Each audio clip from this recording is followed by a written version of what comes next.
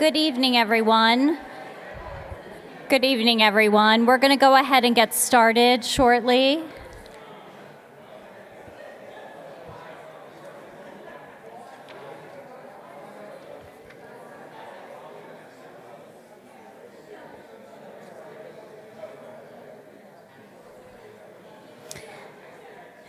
Good evening, everyone, and welcome to the Aquinas Center's Major Catholic Speaker Lecture. My name is Alice Cameron, and I'm serving as the Acting Executive Director. We are so delighted that you have joined us this evening for tonight's lecture entitled Journey into the Mysterious Unity of Things with the Art of John August Swanson, which will celebrate John's life, John's art, and John's legacy. Tonight's event is brought to you in partnership with Candler School of Theology and Commonweal Magazine. Candler has been a tremendous supporter of the Aquinas Center's work over the years, and we are so grateful to Dean Jan Love, who is here this evening. Thank you, Dean Love.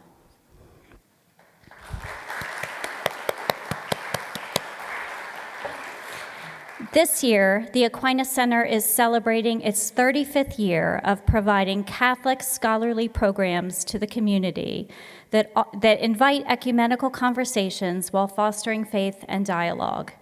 In 2010, the Aquinas Center began its Major Catholic Speaker Lecture, which addresses theological topics pertaining to the Catholic Church and to society. Past speakers have included esteemed scholars, Catholic leaders, and 2 cardinals. At this time, I'm thrilled to introduce you to Dr. Marie Marquardt, who is chair of the Aquinas Center's Board of Directors. Dr. Marquardt is a scholar in residence at Emory University's Candler School of Theology, in addition to being an author of young adult novels. Marie is also an immigration advocate and served as a founding co-chair of El Refugio, a nonprofit that serves and offers hospitality to detained immigrants and their families. Please join me in welcoming Dr. Marie Marquardt.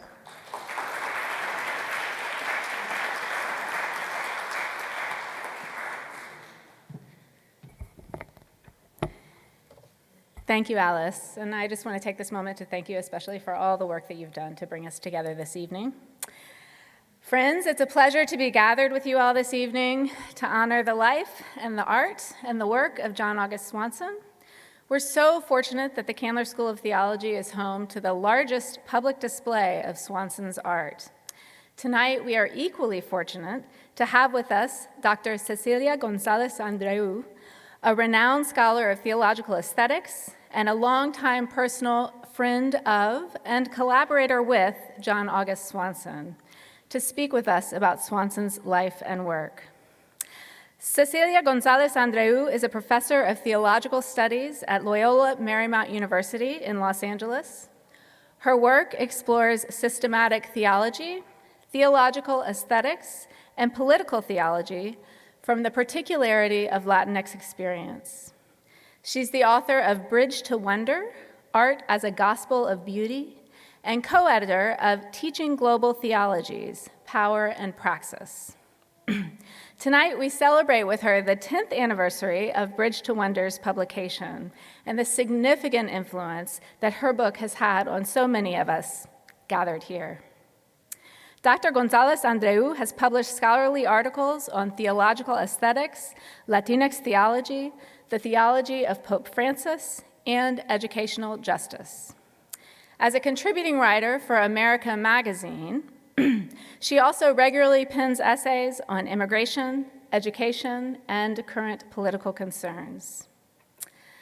Dr. González-Andrieu wrote in a reflection after his passing last September that, quote, "In Swanson's art, we see a prophetic world in which love abounds, resistance to evil is intentional, and a transformed world is possible." Her talk this evening, I have to repeat the title because I think it's so gorgeous, is Journey into the Mysterious Unity of Things with the Art of John August Swanson. Please join me in offering a warm welcome to Dr. Cecilia González-Andrieu.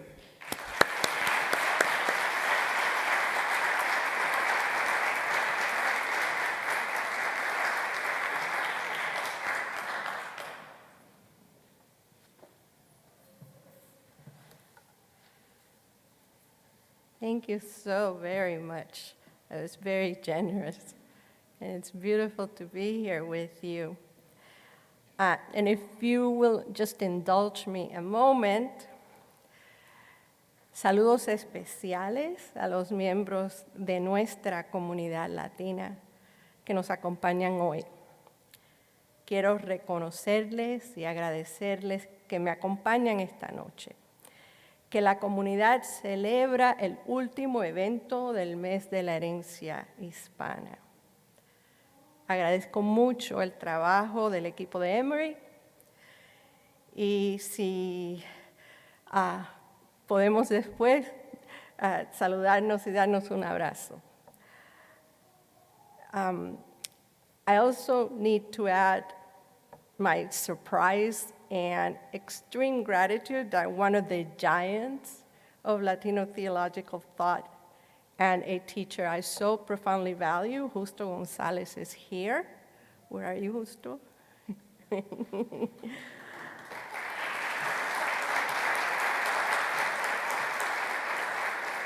Justo was there at the very beginning of my journey. It was actually at my very first semester of my master's program as a young pichón de teóloga, as my husband would, my then not yet, but would-be husband would call me.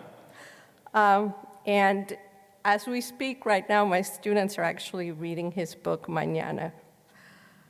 I'm so grateful to be here with my friend of many, many years, Tony Alonso. He's like a little brother to me. And I still haven't forgotten you guys stealing him from us, but that's okay. I'm forgiving you. And my beautiful niece, Esther. You know, we are people of familia, and it's really wonderful that even across the country, I've got one of my family here with me. So thank you, everybody.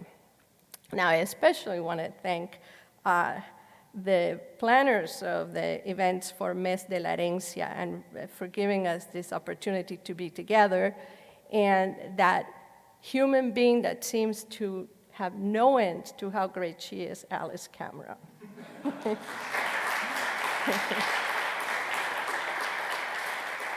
So thank you for inviting me to visit your home of Atlanta, and especially for welcoming me to this campus, which is a pilgrimage site of sorts for me for reasons that are going to become clear.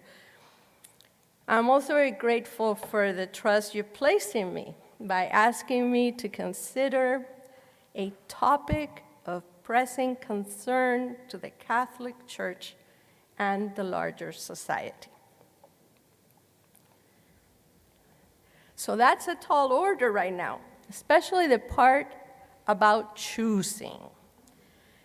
In the colonial Spanish of my Cuban childhood, which I share with Justo and Tony, there's a phrase I remember people throwing around, accompanied by much arm waving and not a little yelling. Esto es el acabose.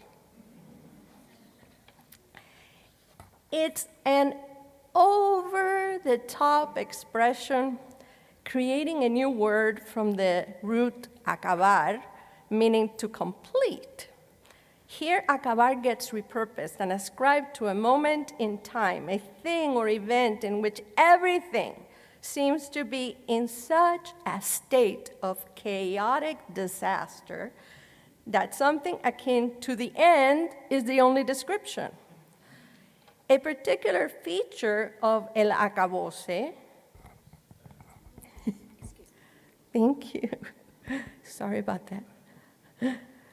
So a particular feature of el acabose is that everything falls apart at once. It's not one thing, it's so much that there's no other description but el acabose. But as you can guess, right, by the spirited arm waving and the voice intonation, there's also humor in this. El acabose seems to have some affinity with el coco, the equivalent of the boogeyman who romps through childhood imaginations and prompted us to hide. el acabose is not an entirely serious assessment of the impending end of the world, but a way to name what resists individual reasonable description, and to let off steam and find solidarity in knowing we all see it.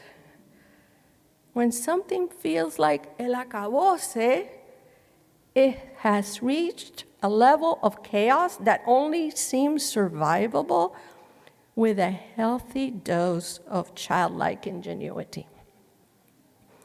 Naming it el acabose gives us something tangible to vanquish.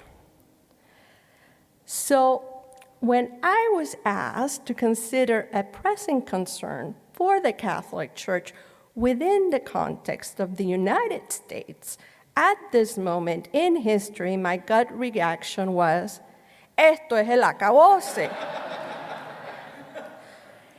And I confess it has taken me a while to get here, to step back enough to see that everything is tangled up with everything else. I needed to remember the child who knew that el acabose has a mythical quality to it. Without that distance to name it, our reaction to so much turmoil might be to feel paralyzed or give up. But your presence here lets me know you're not the giving up type. So let's just look up and tell each other the truth. These times feel like the definition of el acabose. See? So we need an expansive imagination to crush it. We need each other, and we need effective guides through the wisdom of the Catholic Christian tradition. So what do I propose we do during this short time we have together? I propose we face off with el acabose by engaging an expansive imagination. Not imagination to escape, but imagination to sustain and help discern ways to engage productively and transform the chaos. El acabose of our time is raining down impossibility. We, on the other hand, are setting off on the quest for possibility, which is the great gift of the religious imagination. For this, we need guides capable of doing what Pope John Paul II says is the reason why the arts spring up from every culture, reach across them, breaking barriers, and then keep speaking with humanity long after their makers are gone. Here's how John Paul II describes this phenomenon that some particularly gifted humans incarnate. In his pastoral letter to artists, the late Pope assures us that every genuine artistic intuition goes beyond what the senses perceive, and reaching beneath reality's surface strives to interpret its hidden mystery. The intuition itself springs from the depths of the human soul, where the desire to give meaning to one's own life is joined by the fleeting vision of beauty and of the mysterious unity of things. The ability to engage creative intuition, to reach beneath reality's surface, and to interpret that reality in ways that generate hope is the greatest adversary to el acabose. El acabose generates screaming headlines, highlights divisions and conflicts and prospers the more weapons we have. El acabose relishes the destruction of our forests, magnifies the suffering of the poor and the marginality of the most vulnerable. And most of all, it fragments us into our self-interest, right? So we can't come together in courageous hope. Or in another phrase from my childhood, to critique selfishness, sálvese quien pueda. Whoever is able to, better just save themselves. Is this where we are as a society? Does it come to just saving ourselves, or is that the polar opposite of the reign of God? John Paul II assures us there is more to reality than the chaos of el acabose, and that the arts are where such a deep view of reality begins to emerge. You are blessed here on this campus. One can see that the wisdom generated by artistic intuition is seen as necessary for a flourishing life. This is why the arts surround us in schools of theology and in worship spaces. Art is making something happen that has much to do with God. So how do we fully engage this creativity to help us deal with el acabose? I'm a theologian, and I work in a field with a puzzling name called theological aesthetics. But we could just say we are recovering what humans have known all along about the gift of their own creativity. To get to that place deep within reality, we need tools to help us undo some of the bad habits we have developed and to experience creativity in new ways. I named this process acercamiento, which means to bring something close. As I counsel my students, we do not take apart, dissect, or dismember works of human imagination, but we respectfully approach these as gifts and pull them close. For that, we imagine building a sturdy rope made out of 4 strands, themselves made out of smaller strands.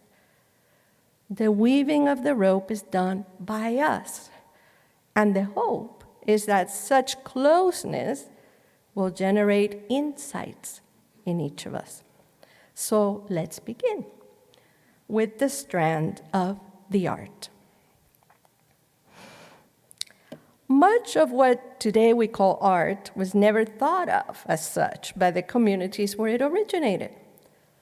Our museums and concert halls hold many creative expressions that were initially part of daily life and served a purpose for their communities. They were part of rituals, memorialized important moments, struggled with questions, expressed mourning, lament, jubilation. We could expand this list, but you know what I mean. Of course, we also have works that were made as what we call art, but even these most often had a clear function and were immersed in the cares of life. When we say art, then, we need to rethink the way that in modernity we have created hierarchies and often silence the depths being revealed in these works. The ancient form of human expression we have come to call art should not ever be reduced to a product ascribed to a maker. I really cringe when I hear a work of art referred to as a Warhol or a Da Vinci, as if that was his last name and that was the only thing that made it valuable to us. Creative works deserve that we encounter them using the insights of the great Jewish philosopher Martin Buber. If we use Buber's categories, we will feel invited to a relationship that sees creative works not as it, but as you.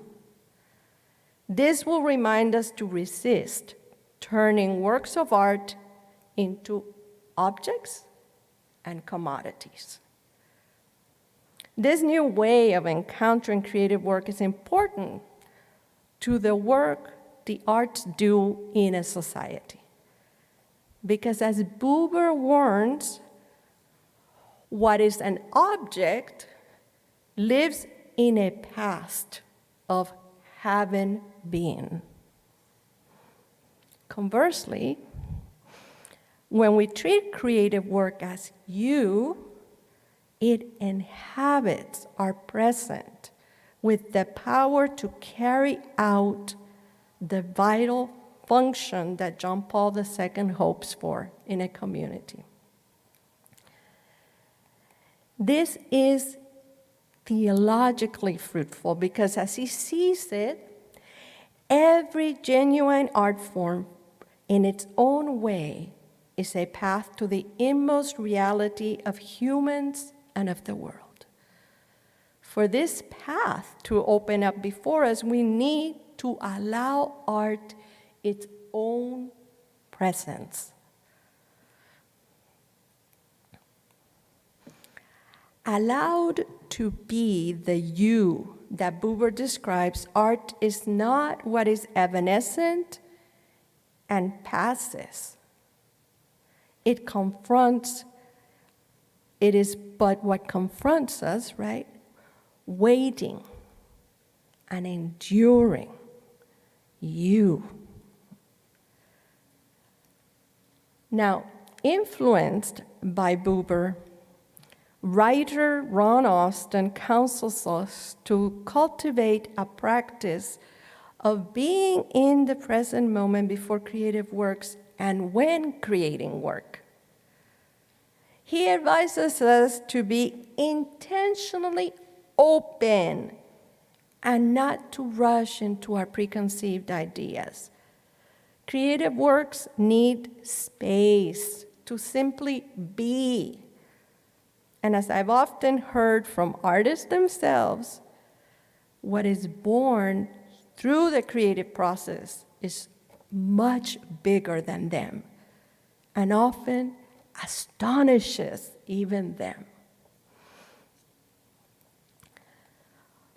Once we've cultivated being addressed by creative works, by opening ourselves up to an encounter, we may find ourselves intrigued and awakened, and the art will send us out to gather up more strands to bring it closer.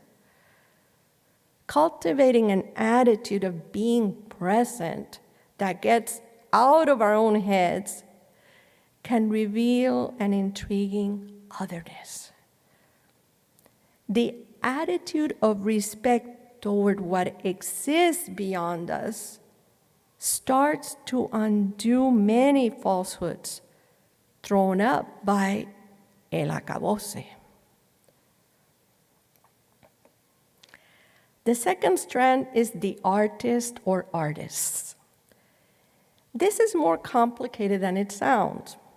For instance, in many religious traditions, it is important for the makers of creative works to remain nameless. This anonymity points away from possessiveness and the unproductive speculation of trying to figure out an artist's intentions, And in Catholic Christianity, we have many instances of purposeful anonymity, which heightens the transcendent quality of a creative something that has been experienced as generating a bridge between our world and God's. We have the image of La Virgen de Guadalupe, revealed between flowers and faith on the rough weave of a cloak. We have the Shroud of Turin, the memories of Veronica's veil, and all over the planet, uniquely imaginative statues, pilgrimage sites, and other creative approaches to the inbreaking sacred, such as my own community's veneration of La Virgen de la Caridad del Cobre. The stories of these images found in unexpected places or mysterious circumstances communicate God's presence in our world, often in the midst of suffering. The suppression of the identity of artists should not surprise us then. Religiously, it communicates the conviction of God's involvement in the materiality of our world. When we realize this, our world takes on a sacred quality, as does the work of our hands. However, when we do know the identity of an artist, as we do with John August Swanson, whose works surround us at Candler, their contribution helps deepen our experience with the work. The art is beyond the artist, but according to John Paul II, the artist has a special vocation to serve as mediator between the surface of things and the depths of reality. The late Pope, himself an actor and a poet, gives artists a position within a community's life that I can only describe as priestly and prophetic. John Paul II tells us that with loving regard, the divine artist passes on to the human artist a spark of God's own surpassing wisdom, calling the artist to share in God's creative power. What the late Pope argues, and I agree, is that artists do not have to be believers or acknowledge that their gift has a divine origin. By doing the work of attending to God's sparks breaking into our world, whatever they call those sparks, and then crafting these experiences so that they can be shared with others, artists, just through their openness to creativity, effectively attest to God's presence in the world. Think of your favorite music right now, and think of the extraordinary wonder that someone imagined it. Then a community using instruments, breath, hands, and voices could make something as miraculous as music happen. Artists are trusting a deep reality and inviting us into what is being revealed through the prism of their own explorations. So let's engage with the artist. What do we know about the prism of John August Swanson? Some things make him an effective mediator for our questions at this time of el acabose.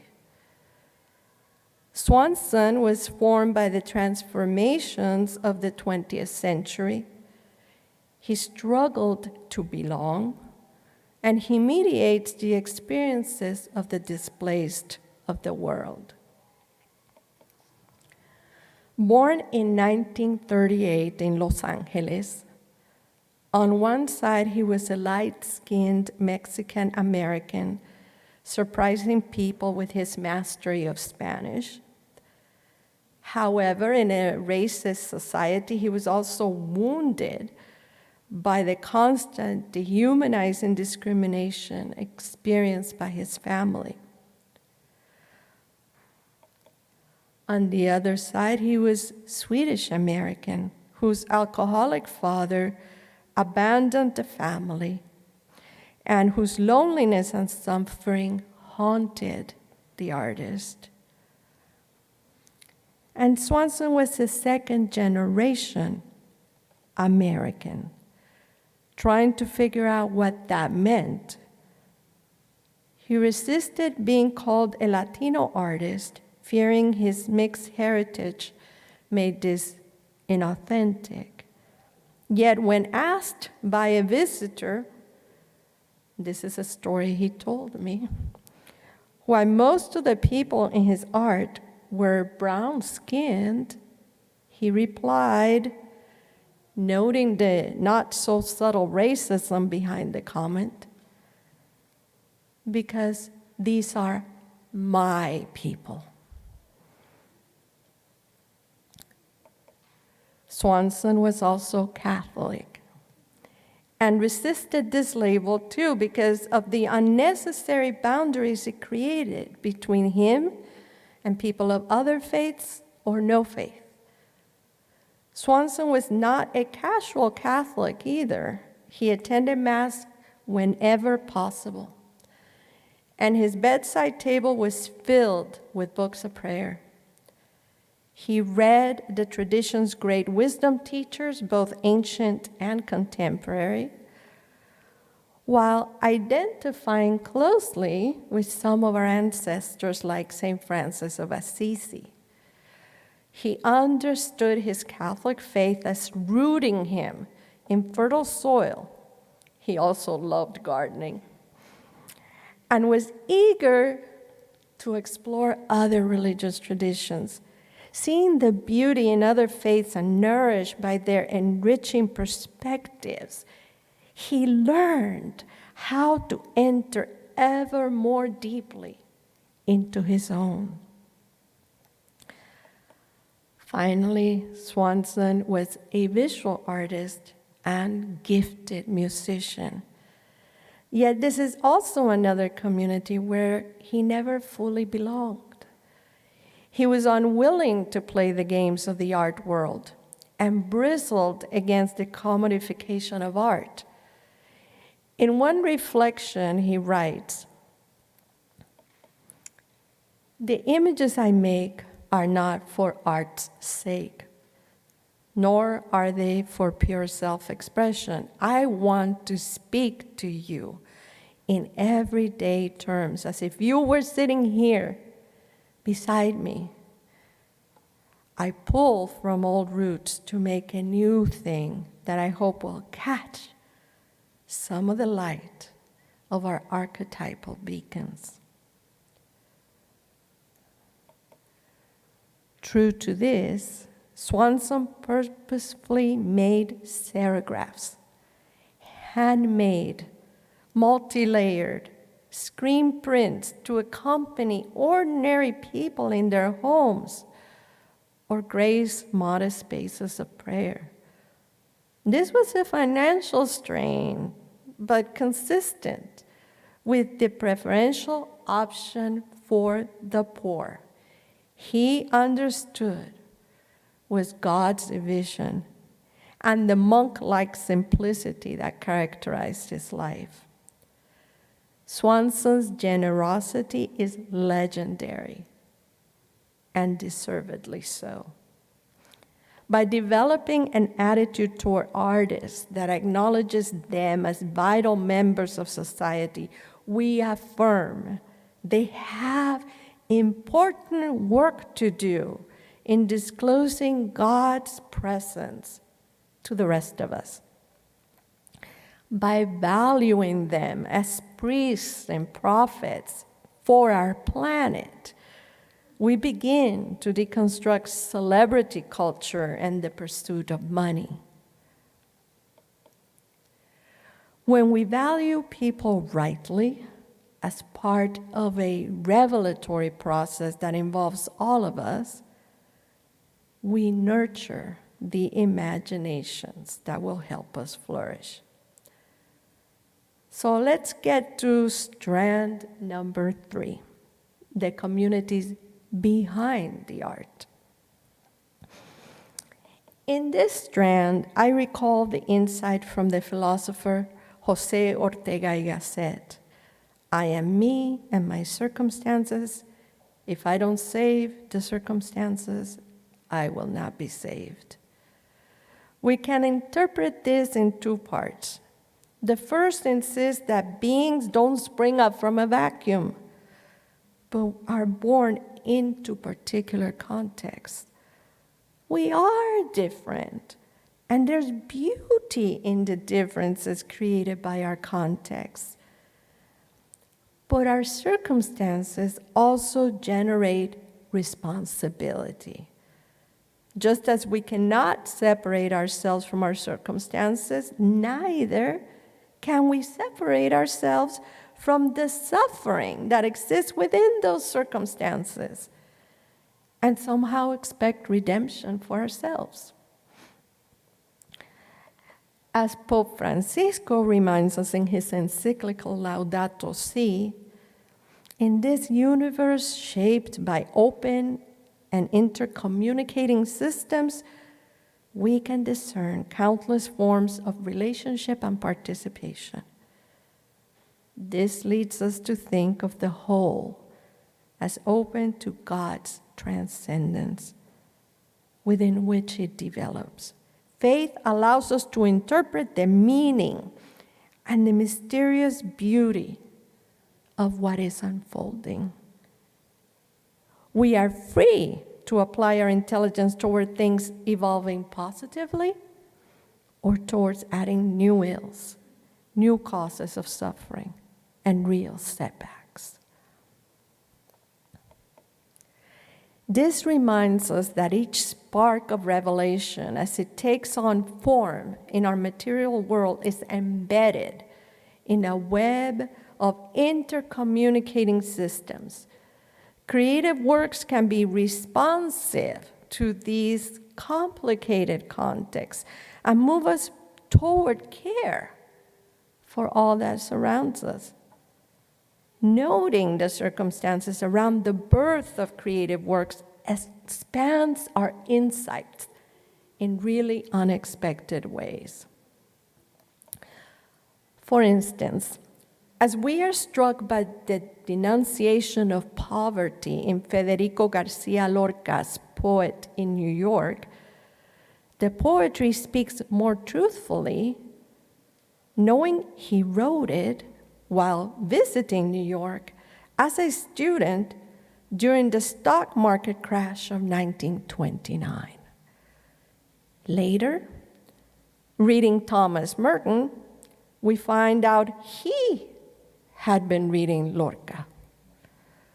The communities behind works of creativity help us get closer and explore the situations surrounding them, which creates bridges and unlock insights into our own context.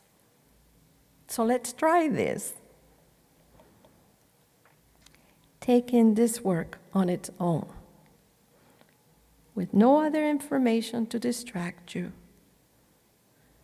If we had time, I would ask you to sit with it for a long time. Unfortunately, we don't have time. But please do return to this on your own. Now let's bring in the title and artist. The Storm by John August Swanson. You already have the strand of the artist and some of his life. Child of immigrants, living between cultures, broken family, a man of deep, ecumenically and interreligiously oriented faith, and an activist for the vulnerable of our world. So now let's dig some more. To begin, there's the dramatic story of Jesus calming the storm from Mark 4:35-40, and the scholarship surrounding it. The Gospel of Mark was probably the first to be written. Itself a creative work. We could expand this strand and our relationship with the storm. For now, let's experience this story as a you that is addressing us in our present. On that day, as evening drew on, he said to them, "Let us cross to the other side." Leaving the crowd, they took him with them in the boat, just as he was, and other boats were with him. A violent squall came up, and waves were breaking over the boat so that it was already filling up. Jesus was in the stern, asleep on a cushion. They woke him and said to him, "Teacher, do you not care that we're perishing?" He woke up, rebuked the wind, and said to the sea, "Be quiet, be still." The wind ceased, and there was great calm. Then he asked them, "Why are you terrified? Do you not yet have faith?" They were filled with great awe and said to one another, "Who then is this, whom even wind and sea obey?" As we know, the Gospel of Mark stands behind large portions of Matthew and Luke. We find the calming of the storm in Matthew and in Luke. The story is essentially the same, but Mark's original has more dramatic details. Although Swanson was always in conversation with the sacred scriptures, it was Pope Francisco preaching on the calming of the storm on March 27, 2020, that prompted Swanson's art. Swanson recounts the portion of the Pope's homily that moved him as he watched the Holy Father standing almost completely alone in the middle of a dark and rainy St. Peter's Square. From there, El Papa Francisco delivered his Urbi et Orbi, the address which means from the city to the world.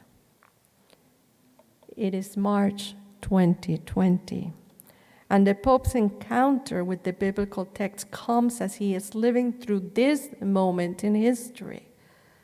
Pope Francisco, spiritual leader for over 1 billion people in the world, is confronting a pandemic that had killed close to 400,000 and locked down most of the world. It seemed too much to bear. By the time Swanson completed the painting 4 months later, the dead had climbed to what seemed an impossible 1.5 million.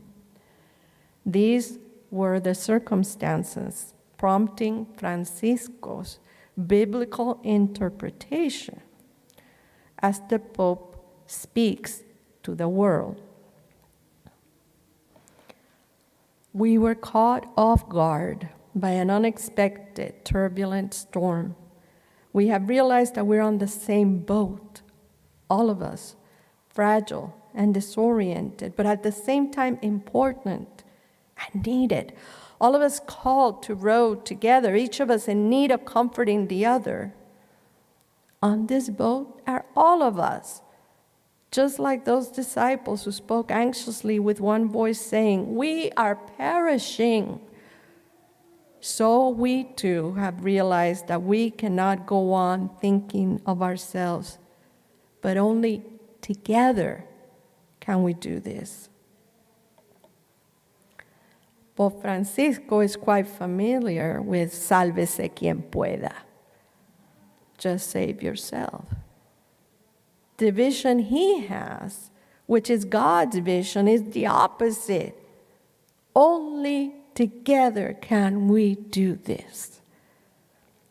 In his description of the work, Swanson says he was moved to create an artwork in response to Pope Francisco.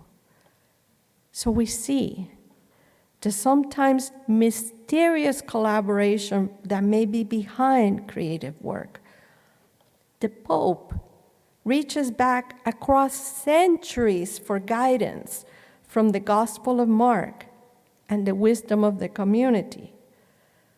Both Swanson and Francisco seek the involvement of the divine and of our ancestors in faith to face the chaos of the pandemic. Their empathy prompts a homily that extends the biblical text in new ways, and a painting, opening it even more. Another community to consider behind creative work is other creative work. These are important, if not always obvious, influences that here send us to other artworks, interpreting the story of the calming of the storm. The visual commentary on Scripture is a remarkable global resource, bringing together theologians, biblical scholars, and art historians. If we search for calming the storm, it gives us 3 other important artworks connected to this text, along with expert commentaries. So let's take a quick look. The first is from a 14th century illuminated Bible by an anonymous English artist. As sometimes happens with art from this period, time is irrelevant. And so we see Jesus in the scene twice, once on the shore and then in the boat sleeping. An interesting observation by scholar Kelly Schumann Andino is that it seems that Jesus slumbers on, but look closely. Christ intervenes, extending his left hand toward the waves below in a gesture of benediction. For the second, we fast forward 500 years to Christ asleep during the tempest, from 1853 by Eugène Delacroix. It's a dramatic work. We observe the small boat while also being on the ocean with them, and spot the sleeping Jesus glowing beneath the gold of his halo. We feel the waves tossing the boat, and worry as one of the rowers has the oar wrenched from his hands by a wave and is reaching out to retrieve it. Last is a contemporary work, although it doesn't look like it. A triptych by Paul Abraham in collaboration with Manish Soni, made in Mumbai in 2018. The commentary tells us it was created using the style of 16th century Mughal miniatures to plant Jesus deep in the artistic tradition of the Indian subcontinent. First, Jesus is standing on a dock, inviting his friends to get on a small boat that will take them to their destination of a larger boat.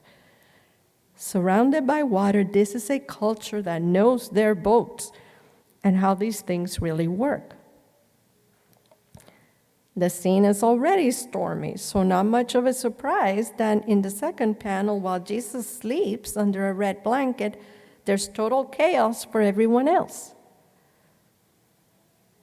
The third panel is Jesus calming the storm, which somehow does not seem calm at all. And while his friends seem relieved, we see a sea monster nearby, apparently also listening to Jesus. This is just a taste of how the third strand takes us beyond the apparent boundaries of the creative work we've encountered and invites new and unexpected connections. In learning about influences and context, we once more expand our capacity to engage with the you of creative work and realize that unlike our obsession with individualism, acts of creativity are really communal acts. In this, they're also reflective of God's surpassing wisdom. Theologically, creative work done in community mirrors a Trinitarian God who is 3 in 1 and models a way of being of mutuality, relationality, and love. El acabose of chaos is challenged when we respond to creative work's invitation to dialogue. Austin calls this the principle of embracing the mystery of the other. When we look at the communities behind creative work, the work is doing the double duty of connecting us to the divine and also to our world. When we think of loving God above all and our neighbor as ourselves, this is precisely what Jesus is telling us. The love of God and the love of all God has made go hand in hand.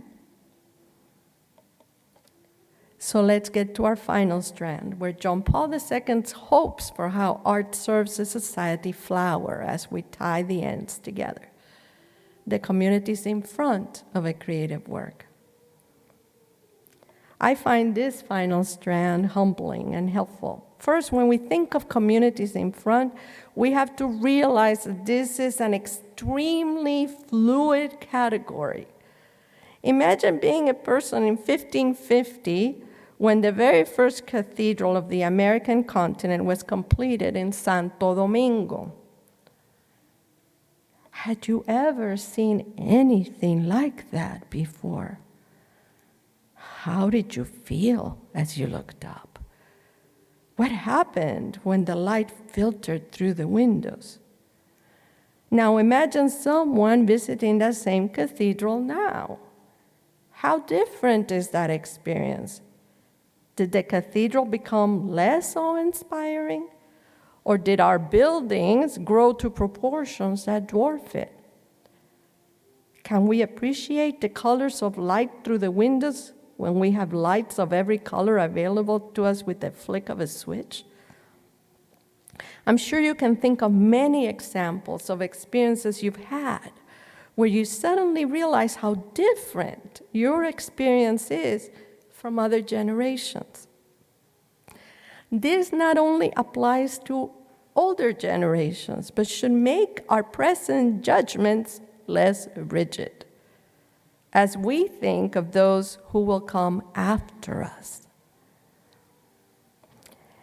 Second is the reality that our contexts, racial, ethnic, gender, religious, languages, politics, and family customs are also diverse and fluid. For instance, in 1994, when Life magazine set out to explore Jesus by asking, who was he? They wanted to foreground the diversity of responses to that question. So they gave us this first page with 15 possible ways to imagine Jesus based on the community of origin. But what if we ask also about the communities in front, the viewers? How do you and I encounter each of these images of Jesus? Are some familiar and loved? Are others unfamiliar, but we can imagine them also being loved by members of their communities? Do they move us in some ways? Do they shock us in others? The strand of the communities in front asks us to take our social location most seriously. We are invited to be aware of the limitations that our time and identity markers pose on us. What can we not see hear, feel, because it is too removed from our own experience? What have we repressed from what others have wanted to say because it made us uncomfortable? What do I need to learn before I can really engage with this work? As you recall the 4 images of the coming of the storm, what do you, in your uniqueness, bring to the dialogue with each of them? At the same time, this strand acknowledges the gifts we bring. Many of my Latina and Latino students have never felt their culture has value. I had the same experience, and so did Swanson. To feel like an interloper into someone else's world, and that world is the only one that matters, is demoralizing and emotionally violent. This is what dominant cultures do. They dominate. But what I tell my students, what if I say, we're going to do an acercamiento today, and then ask what that word means? Suddenly, eager hands shoot up. It means to get close. That student, fulfilling the important function of interpreter of the community in front, just had their gifts valued. Of course, being bilingual and bicultural is a gift, I tell them. And we're off, appreciating each unique perspective as enriching. As theologian Alex Garcia Rivera repeated often, art interprets us to ourselves. So back to Life magazine. When we turn to pages 72 and 73, we meet an artwork differently from how it was met by people in 1994. Bringing with us other strands, we can generate insights that were not possible to someone just opening that issue at a newsstand 30 years ago. This is Entry into the City by John August Swanson. Completed in 1990, and Life chose to feature it because of its politically infused view of Jesus. Is he entering Jerusalem? Yes and no. 2,000 years ago? Yes and no. Soldiers with spears in 20th century architecture? A king wearing a crown? A sky at sunset heavy with threatening, angry clouds? Menacing groups of soldiers everywhere, even in distant rooftops? Do these people look jubilant or frightened? What about Jesus, beardless, young, preoccupied? We could spend a lot of time with this work and have it prompt serious reflection about the chaos in our world.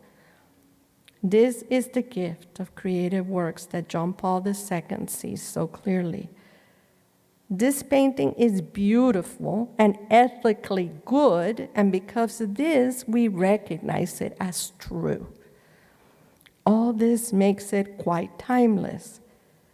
The Pope's vision of what art can do does not include making us comfortable or merely passing along the stories of Christian tradition, but to wrestle with the stories in light of our contemporary questions. He trusts the fruitfulness of this wrestling and tells us that even when they explore the darkest depths of the soul or the most unsettling aspects of evil, artists give voice in a way to the universal desire for redemption. The confrontation with evil is definitely bursting out of this work.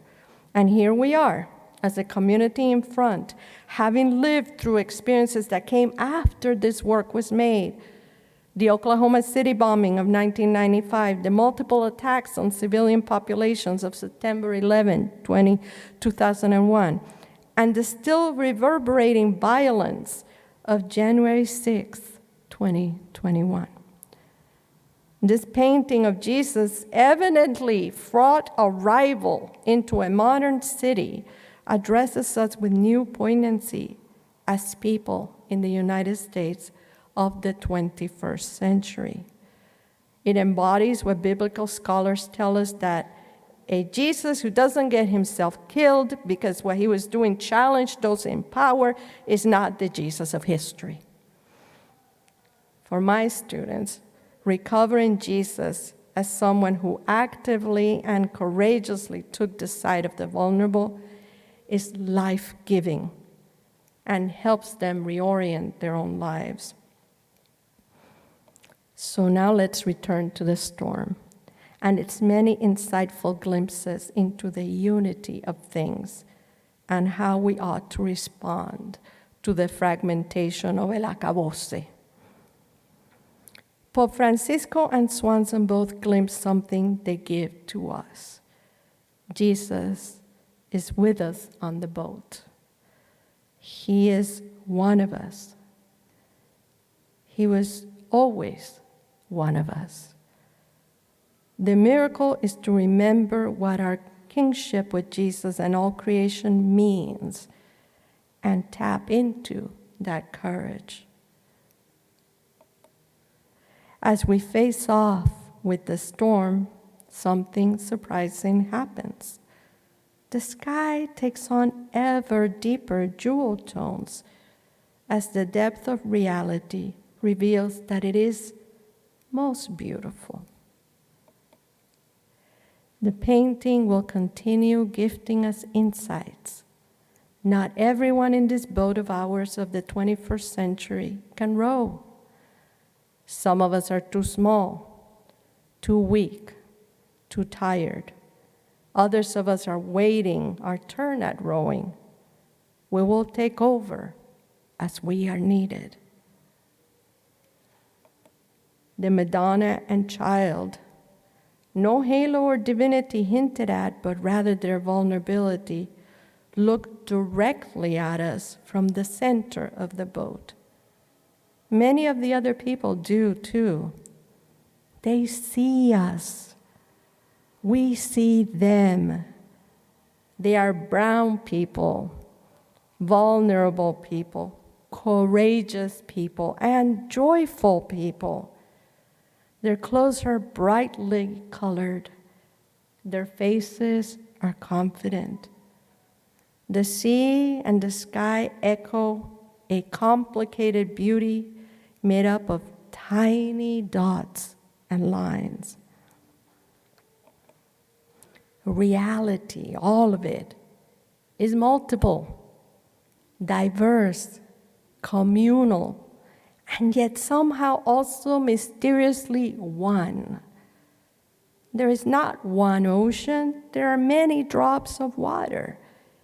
The ocean is, we all are, a community of creation. Can you row? Will you row for those who can't?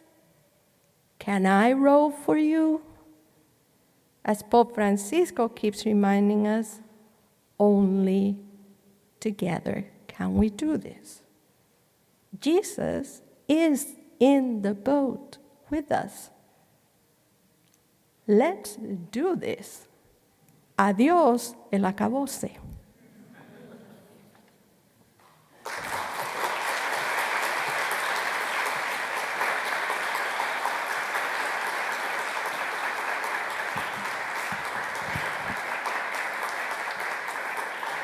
Thank you so much, Cecilia, for your poetic words and for challenging how we respond to art, and also for your insightful commentary on John August Swanson. We're so grateful to you for being here today. And now at this time, we'd like to open it up to questions and answers for a period of time. If anyone has any questions, I'll return this mic to the center of the stage, and we ask that you just come up and ask your questions.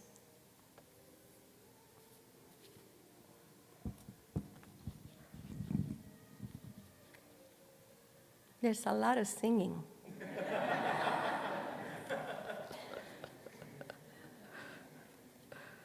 I actually just wanted to listen to it. But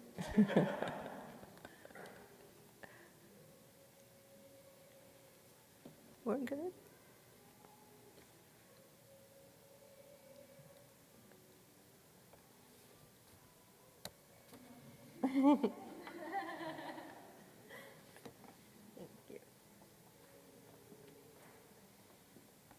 Well, thank you again, Dr. Cecilia González-Andrieu, for being here tonight.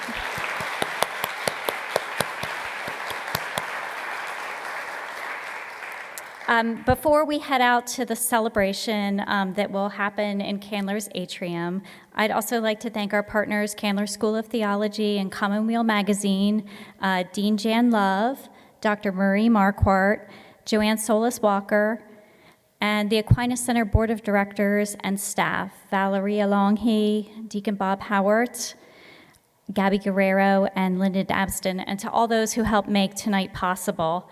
And lastly, a heartfelt thank you to Sister Mary Praninsky and Callie Tabor, who, although they're not here tonight, their vision for this event is just infused throughout this evening. And so they're dear friends of ours, and so we can't go without thanking them. So, two brief final announcements before we head to the next celebration. There is a brief program survey that we would love for you to complete.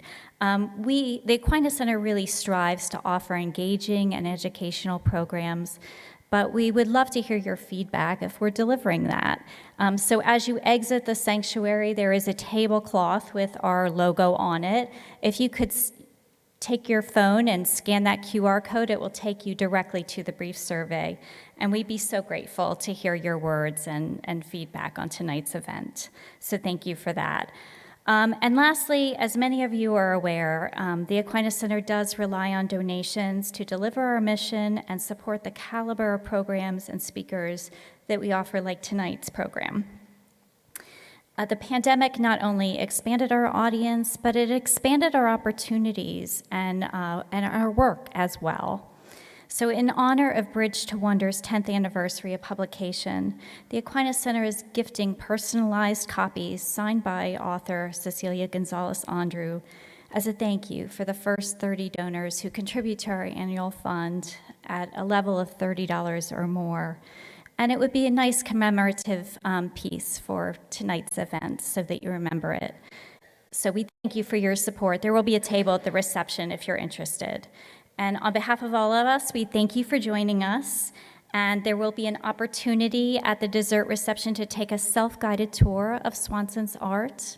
So you'll see a table with cards that will lead you through select pieces of the Candler's Arts collection.